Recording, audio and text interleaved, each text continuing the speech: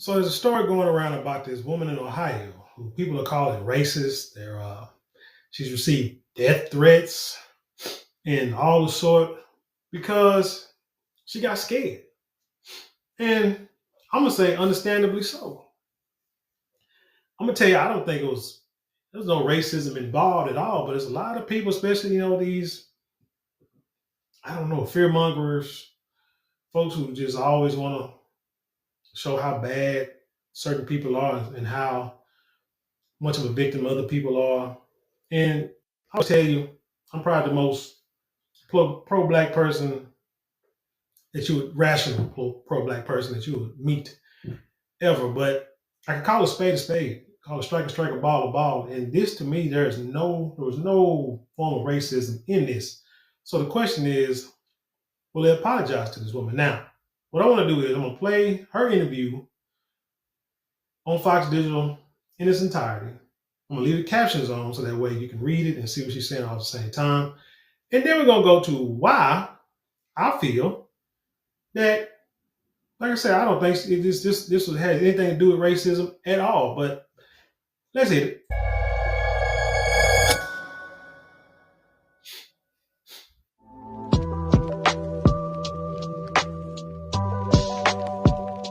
It was just before 6 o'clock.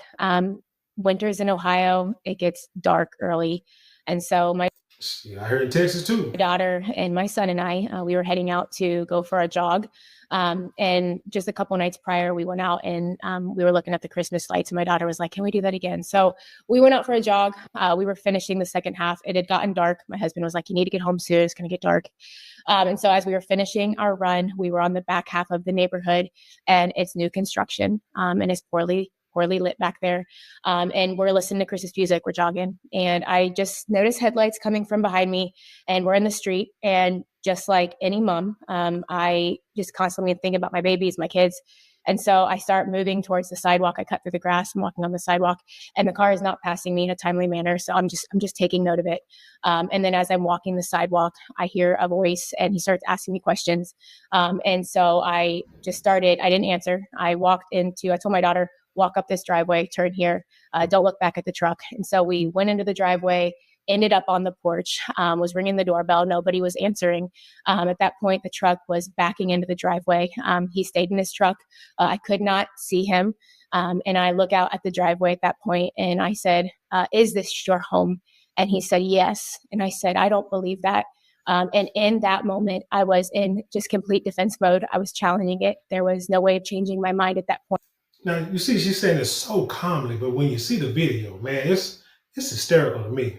I was completely in panic and just trying to protect my kids. So I ran. And when I went back to get my stroller that night with my husband, and I was talking to the woman on the porch, that is when I realized that they were a Black family. Okay, yeah, I said okay.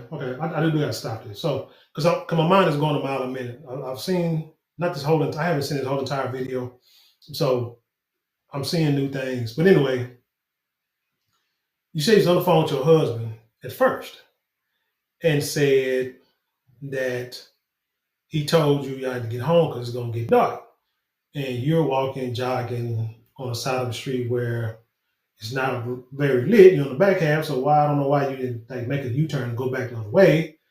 Especially if somebody is following you, the first thing we tell women, which is why we tell y'all, stop going out close to dark or after dark on your own, trying to be like you, because that's just a headache. That's an unnecessary headache. Y'all think y'all doing something and think that ain't nobody go, man. We are men. We think that there are crazy people out there, that there are demons and wolves out there ready to attack y'all because y'all are weaker vessels, supposedly. But you got a daughter and a kid in a stroller walking at that time. Oh no, maybe you just got out of work. I don't know. Get you a treadmill, get you a jump rope, walk around in circles in the backyard. I don't know. But going out there, oh, wait till your husband get home and let him take you. And go with him. But Lord have mercy, y'all be saying this stuff sometimes I don't get it. But anyway, first thing we teach women, kids, if you're walking a certain way and a car is you feel a car is following you and along beside you, you turn and take off the other way. Because one thing they can't do is turn the car around. By the time they get ready to turn the car around, they might jump out and try to grab you, but you can at least turn around and throw them off, catch them off guard a little bit, holler, yell, run, zigzag across the street, whatever. Because if they gotta turn around, hit doorbells or whatever. But you're on the phone with your husband. Why didn't you stay on the phone with your husband when this person was so-called following you? Even told the woman that night of the house that I ran to that I thought he was a young white man. And it was literally the worst timing and a massive misunderstanding. And see, she said she thought he was a young white man. Remember that now. That night, with them on the porch, I said I was sorry multiple times. I sincerely, you could hear it in my voice. I was trying to help them understand my point of view of why I was walking up to their driveway. And I did. I said I was so sorry, and I thought it was going to be left at that. But now here we are. After that point, I said I was sorry multiple times to them that night, and they went inside. They did not accept the apology, and I just thought it was that. So we went home, and a couple months later, right after Christmas, it was brought to my attention that a letter was floating around the neighborhood that said that it had been a racial profiling attempt. Completely caught off guard. My husband knew that it would wreck me. And so immediately we're like, what do we do? How do we handle this? We tried to have, through mutual friends, set up a meeting with them, and the wife did not want to meet with me. That was when. That's about right. Oh, yeah. Upset. Come on, sisters. Y'all know.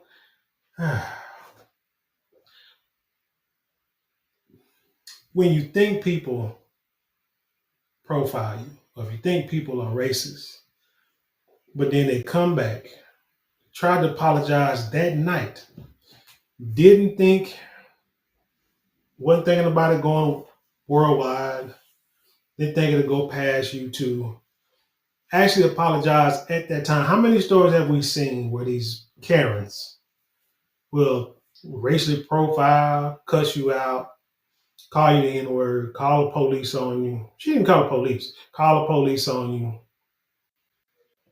All these things, and you're doing nothing. You're in the neighborhood. You live there. It's an open park. You can be in public. And there's no apology. There's no apology at all. Even when they're proven wrong, there's no apology. This woman, and we'll see on the video, I say that night, wanted to apologize for what had happened and said it was a misunderstanding and said, I thought your husband was a white dude. Again, we'll see the video in a minute. But yet you didn't want to accept the apology because you wanted to prove a point? You wanted to stay mad? Explain that to me. We took the letter with them, helping them understand that the woman at the house even said that I told her it was a white young man, and they did not want to meet with us. At that point, they decided to reveal the footage on our neighborhood Facebook page, and it went through the entire neighborhood. And at that point, that is when I did a live video in my neighborhood page, again, addressing the situation, helping the neighborhood understand, who we are and what happened that night. And I apologize sincerely to Michael and Brittany in that video, again, specifically to them. And then through comments in the Facebook page, I tagged Brittany, telling her that I prayed that my video that day would reconcile things, and that I would be given the opportunity someday to show her who we really are. So yes, completely caught off guard that the videos went. So the question is, who's actually being racist in this video? To the page, my daughter's face was put on the Facebook page. My face was there. And so at that point, I decided I needed to come on to the community and apologize for what happened that night and address her again specifically, and to Michael specifically. The headlights were behind me. And then the first time I looked out in the driveway at his truck, the headlights were there. And I was not specifically trying to look at him. I was addressing the situation. I absolutely did not know what he looked like. Like I said, I thought he was a young white man. It was all a massive misunderstanding. That's all that it was.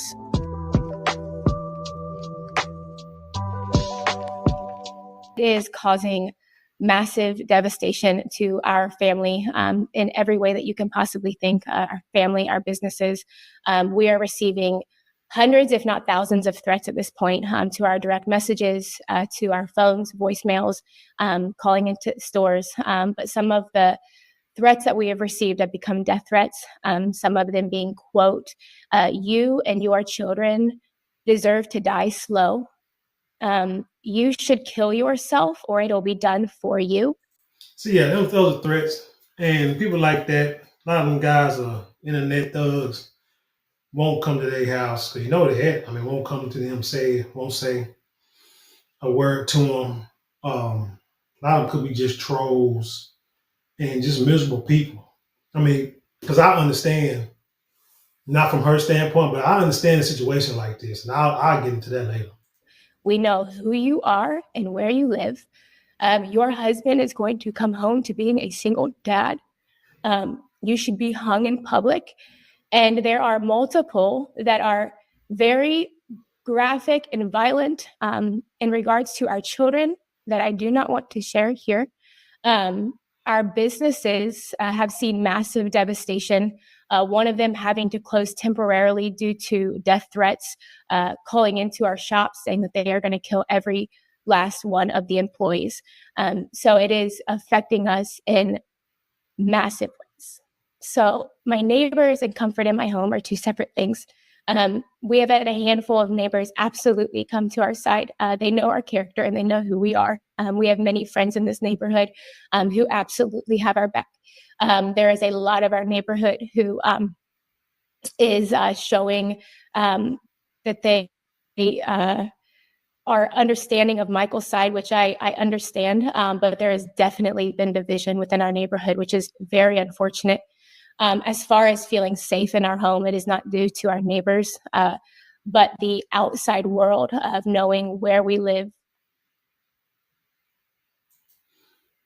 So this is why I guess when you move into a neighborhood, you should have like a block party every few months, so everybody can know everybody. She says it's a new subdivision, houses are still being built on that side, so probably Michael and his wife bought a brand new house. So they're probably new to the neighborhood. Okay, I get it. Mm-hmm. But like I say, I mean, this is why you should know your neighbors, man, because stuff like this won't happen. Know the vehicles that go up and down your block. Even if you don't know the people, at least know, the like I said, at least the vehicles in the area. So if you see something, because how you gonna know if somebody's coming that doesn't belong there and they're not stealing? I believe love can cover a multitude of things. And what happened that night was a massive misunderstanding. We are lovers of all people. And if given the opportunity, like I said, I believe forgiveness should be given to all. And I would love to sit down with them. I think what happened that night was a massive misunderstanding. I do hold their heart hearing their perspective on things. I've never been in their shoes. And I bet it's that one. I bet it's that wife who's saying she don't want to talk. Oh no, because it done went too far. So she can't turn back now. I don't know what they're up against. I can't speak to that. So hearing their point of view and how he felt, I understand that.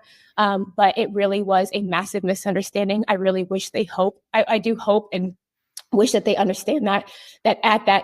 And they probably went to church today and praised the Lord and everything else and probably got a sermon on forgiveness, but yet they won't do it themselves. Night, I was a mama bear trying to protect my kids. That is all that it was, a massive misunderstanding. And given the opportunity, like I said, I would love to reconcile that relationship.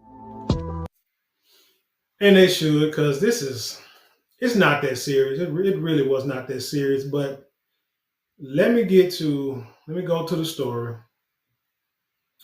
on Yahoo News by way of Vibe. And it says, white woman tearfully apologizes after accusing black developer of trespassing at his own home. See, that's why you hate but when you get Trump trying to get rid of DEI and take race out of everything, stories like this is why he has something to stand on. Why, well, you're just going to have to do your own work to make sure that your child, like you should be doing it anyway, though, understands about the racial history or the racist history of this country. But like I say, titles like this is why Donald Trump is going to say, we're going to get rid of anything that has to do with race, anything that has to do with DEI, because stuff like this creates a division. Let it go, y'all. Let the woman apologize, sit down, have some tea, drink a couple of beers. You know what I'm saying? Y'all both got businesses, so maybe y'all can work together and let it go.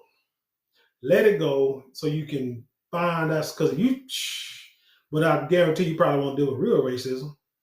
Probably wouldn't see if it slapped you in the face. But we're gonna read some of this and then we're gonna see why I agree. I believe her when she said she thought it was a white dude. But anyway, hold on. It says woman identifies as Michelle Bishop, racially profiled. Wait a minute. Did they really say this? A woman now identified as Michelle Bishop racially profiled Mike Jenkins, a black real estate developer in Ohio, after accusing him of trespassing at his own home. In a viral video shared earlier this month from the November 2024 incident, Bishop was seen on Jenkins' ring camera with her young children. She assumed she was being followed by him until he pulled into the driveway. She rang the bell and questioned if he lived there. After confirming it was his home, she then replied, "I don't believe that." Jenkins' wife came outside to de-escalate the situation. But we're going to watch it, though.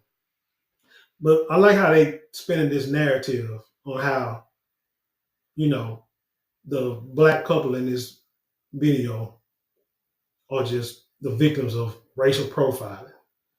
And y'all not going to let this die on you. And when they come around, like situations like this, and when them folk come around and do something to y'all, you're going to be like, oh my God, see, I told you they was racist. And they had nothing. This is not that, y'all. This is not that. I'm the type of person is, I see racism for what it is, and I go against the true racism and figure out how to really beat true racism. This is not that. But you know what? Let's watch some of this. Now you see, this is was a Michael Jenkins, right? Now when I saw this picture, I'm like, I'm so worried about this dude. Is that his real hair? Because it's like it starts way in the back.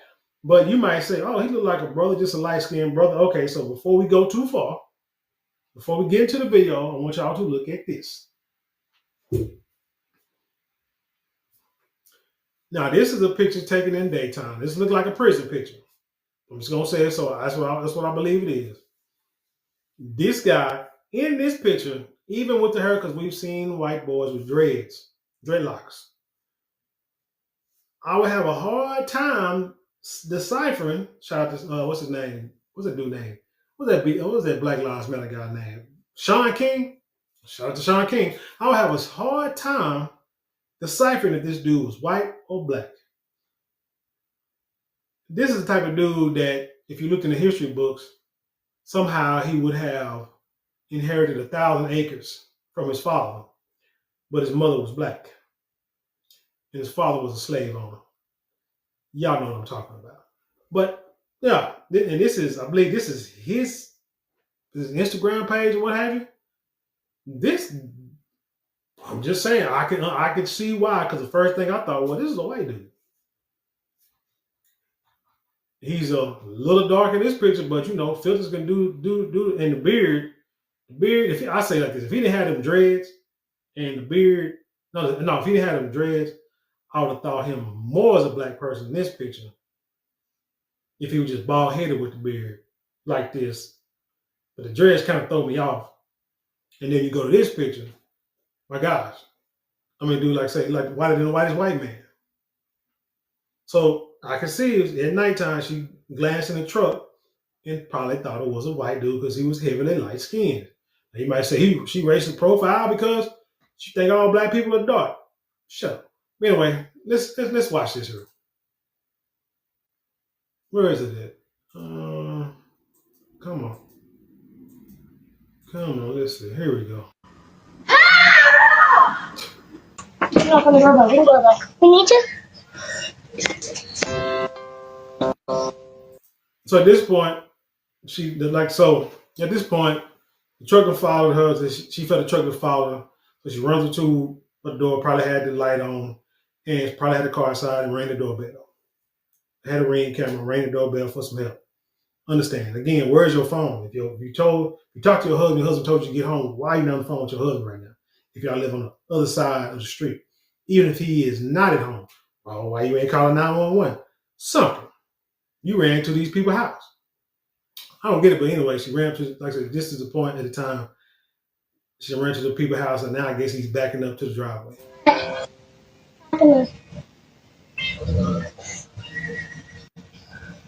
It's a dog, I think, a sandwich.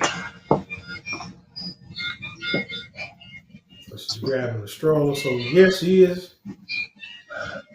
She is afraid. Do you live here? Yeah. You do? Papa. What would say, Papa? I don't believe that. Does someone say Papa? Nope. Papa. Is that man, baby? I don't believe that. Question: why did he let the garage up? They didn't have a garage open. I mean, most houses, when you get a brand new house, you got a garage open. Why he just let the garage up? That could have proved everything. So what are you doing here? Boycott. Boycott. Hey.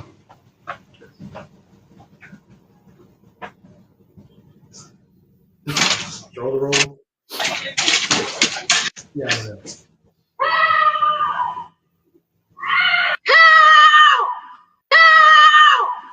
That's Karen for you. Did someone come here? That was my wife. Somebody chased her up here. And she had kids. Now, remember, the story said that the wife came out to de-escalate the situation. The wife came out after the fact. How is she going to de-escalate situations she know nothing about? She probably seen the camera and then took off. Scary herself before she came outside. Once the white woman ran off, here she comes. Who chased her? She said somebody in a silver truck. A gray truck, and he came So around the she- corner, I don't and know if you guys have a I was in the street, and so I come up, and I just have my kids, and so I'm like gonna pretend that I'm coming home, and so I pull up and I start walking to your back gate, and he stops here and he goes, "Are you looking for someone?" And I said, "Nope," and then he sat here, and I was like, "I need to get in." Well, that's my husband. That's why he lives here. Yeah, That's why he lives here. So he came in and he said, "There's this lady screaming," and I'm like, "That's." she got all So the truck must be in the garage because he was talking about a truck as describing it as if it was not in the driveway. worried that some. Scared the crap out of me. How? Yeah. I'm so sorry. How did he scare you though? I had a feeling. I just seen her in the driveway and I was like, are you looking for somebody? Because I was pulling up out And I home. saw someone walking in our driveway too, and I'm like, "Why is someone walking in our driveway?"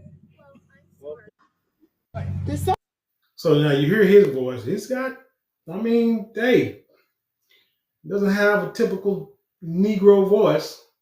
Well, there we have it. All right, sorry. what? I don't. She said that someone was following her. So you were walking from there? You came this way, didn't you? No, I came down this street right here. Yeah. And I was riding slow because I'm looking at our Christmas lights. Same thing she said she was doing, looking at Christmas lights. Well, you just have to understand my point of view. Being by myself with two kids, I just saw a car coming, and so I was like, "Oh, it scared me," and so I just pulled up here, And it's nighttime. and I kept thinking, "This could be his house," but you didn't say, "This is my home." You just said, "Are you looking?" And I was like, I did. When you was on the porch, you asked me, did I live here? I said, yeah. And you said, "No, you don't." And you said, I don't think you do. It was obviously you could tell that I was really caught off guard. Like, I'm pulling in my, it's like I'm pulling in my house. Like, this neighborhood is probably one of the best neighborhoods in Ohio. It is. You don't have to worry about stuff like that. Well, I'm very sorry. She apologized. She apologized. Bigger person would have been like, okay, apology accepted. Let's just move on because we gotta live here. So we need to figure out a way to be cordial.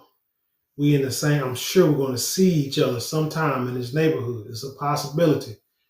We got to live here. We can't be, I ain't going to say we got to be best of friends, but we just need to let this go. I had a situation at work where a patient and a staff member did not get along. Yeah, it's been like that since I started in dialysis, so it's nothing new. But patient and staff member don't get along. Amazingly, the patient was like, hey, we need to resolve this situation because this person's taking care of me. So I got no problem with the person. You know what I'm saying? The patient saying that staff member, have attitudes all the time, this and the third. She said, but I must trust this staff member because I allowed this staff member to take care of me. Even no matter how we talk, even the patient was like, they knew that the way they talk could be flippant, and the staff member could be flippant. Patient was like, just want to resolve it. So we don't have to be friends, but we can do apologies. We can be cordial and just talk about the job because the person needs to do their job. And I understand that job needs to be done on me. They understand like every time you can't switch staff member all the time. That you just may have to deal with this person and that person may have to deal with you, vice versa. So the patient was like, let's just find a way to make this smooth this out. So I played the mediator. And you know what I'm saying? Cooler heads prevail. They probably don't like each other, but they understand of what needs to be the importance of what needs to be done. And so everything is copacetic. That's what the bigger people do. And we're talking about a situation where this is life and death that you're dealing with. Because I have patients who will not deal with certain people, no matter what. They don't want to be bothered with certain patients, just dealing with a misunderstanding of communication. And it's silly because they're not going to hurt you because, well, they're just not going to do it. They're just not going to do it. I've seen them in action. I know how they work. It's just not that type of party. But you got some people who, just don't have, they want to be mad all the time. They pissed off and don't know how to, deal. You know what I'm saying? I don't get it. I really don't get it. And and what I learned about when you always are negative and thinking negative all the time, it affects the way you work. It affects how you live. It affects how you treat your loved ones. So you gotta get past that. You gotta get past that, man. And it'll affect you. I really hope that you're not upset with me. Come on, baby, go in the house. Let's go. You told me that. All right, sorry. What? She said that someone was following her. So you were walking from there? No, you came this way, didn't you? No, I came down this street right here. You didn't think I live here. It was the way that you were talking. I was so caught off guard. I'm so sorry. And she's apologizing. So I'm gonna tell you why I understand what she's talking about, this whole situation. In my neighborhood, we don't have sidewalks, but people walk up and down our street. Our subdivision, it's not that old. But it's a small subdivision. But we have people walk up and down the street. Sometimes you got couples. A lot of times it's moms walking with kids or grandkids, push them in the stroller, kids riding a bike next to them, walking dogs, what have you, dudes, guys walking their dogs, people in their dogs use the restroom, whatever. I came down the street and people will be walking and will be close to my house. Now, the first thing I normally do is I'll pull in, go to the mailbox, pull up to the mailbox, get my mail, and then I'll back in to my driveway. That's what I do all the time. Not, 98% of the time, that's what I do. But sometimes people will be walking on my side of the street, even the other side of the street. And so, when I'm pulling up to get my mail, when I get done, I kind of like pull out and then, so I can like kind of pull up and then, back in to the drive. But sometimes you have people walking. Well, if they're walking and I'm like, well, dang, I don't want to scare the people. It's the first thing I'm thinking. I don't want to scare the people. I don't want to run the people off the road. I'm going to let them go ahead and get the right of way. And so I'm going to let them go. Sometimes they will stop. The people will stop and say, and allow me to tell them I can come on. But and I say, no, but I'll point and I'll say, I'm going to that driveway there.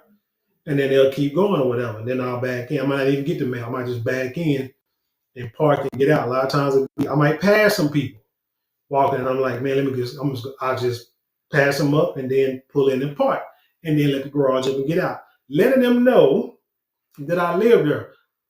I think ahead like that, because like I said, I don't want them to think that if just in case they don't live in the neighborhood, we got other neighborhoods, older neighborhoods around the back, and people walk through them all the time. I don't want people who may not know who I am, may not see my truck before. I don't want them to be alarmed, take off running, be scared, start hollering like this woman did. You just try to avoid situations, unnecessary situations. That's all. Being just being smart. So I can understand from her standpoint. I see what she's saying. That car pulling up, driving slow, and she thought they was following her, and then she just happened. And it might be a 1 in a billion chance, but she just happened to. Because I think I have pulled. You ever just drive down the street and you make an exit, another car make an exit, whether you're in front of them or behind them. Y'all turn on the feet, get on the feeder road, turn out the feeder road. Let's say y'all still following each other. Turn down a residential street, y'all still behind each other. And then you get ready to pull in your driveway, and they pull in the driveway next to you or down the street from you. It happens, man. Not all the time, but it happens. Same thing. Especially in the same neighborhood, eventually it's going to happen with with somebody else. It's going to happen. You're going to run into your neighbor somehow because you're not going to just walk over each other's house. So how you going to do it? You're going to meet each other on the street. She just happened to be walking at a certain time of day, and he pulling in at a certain time of day, probably not noticing her until he got close to his house. And she walks up to his driveway. Just coincidence. And he was like, hey, are you looking for somebody? Of course she's going to naturally be afraid. She's, like I say, if you're scared, get a dog. That's what they say. She's going to be afraid, and that's what it was. And that's all it is to it. To me, nothing racial about this. Even if it was an inkling of racism, being, scared of big black. She said she thought he was a white dude. Again, this is the picture of the man. Prison picture. I want y'all to look at that. And you tell me, like I said, could he have or could he not have passed? And you be the judge. But anyway, tell me what you think about this story. Leave your comments below. Share it with the world. Let's have an intelligent conversation. You know how we do around here.